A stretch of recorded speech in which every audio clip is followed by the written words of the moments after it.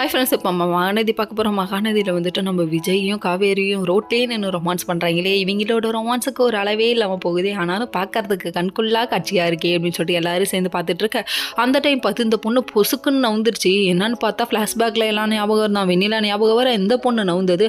I love you சொல்ல வந்த பக்கி சொல்லு முழுசாக சொல்லு, அதுக்குள்ளே நவுந்துட்டே அப்படிங்கிற மாதிரிச்சு. இவர் நவுந்தோடனே ஒரு பாட்டை போட்டு விடுவாங்க. நம்ம எதிர்பார்த்தோம். என்ன பாட்டுன்னு பார்க்குறீங்க?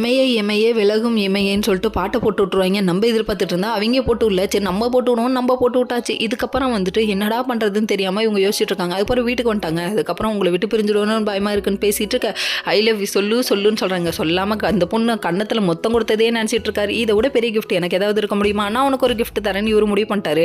முடிவு பண்ண ஒரு மறுநாள் காலையில் எழுந்துச்சு தாத்தாட்ட பேசிட்டு இருக்காரு. என்னன்னு பார்க்குறீங்களா? அதாவது நான் கண்டிப்பாக இந்த அக்ரிமெண்ட் வந்து அவன் மனசில் ஒரு பயத்தை உண்டாக்கியிருக்கு, அதை கிழிச்சு போடுவேன், அதுதான் இவளுக்கு கொடுக்குற கிஃப்ட்னு சொல்லி இங்கே பேசிட்டு இருக்க இந்த பக்கி வந்து போய் வெண்ணிலாவை கூட்டு வந்துச்சு. அது தெரியாத பசுபதியும் நம்ம ராகினியும் அங்கே போய் வெண்ணிலாவை கூட்டலாம் பிளான் பண்ணுறாங்க. அதாவது விஜயோட பர்த்டே கிஃப்ட் அவங்க கொடுக்கணும்னு நினைச்சு வெண்ணிலாவை கூட்டு வந்து காவேரியா இந்த சர்ப்ரைஸ் கிஃப்ட்டை கொடுக்குதுங்க. ஏன் பக்கி இந்த வேலையை பார்க்குற அப்படிங்கிற மாதிரி ஆயிடுச்சு. கங்கா பிடிச்சி விடமாட்டேன்னு சொல்ல விடுறியா இல்லையா அப்படின்னு சொல்லி கற்றுறாங்க.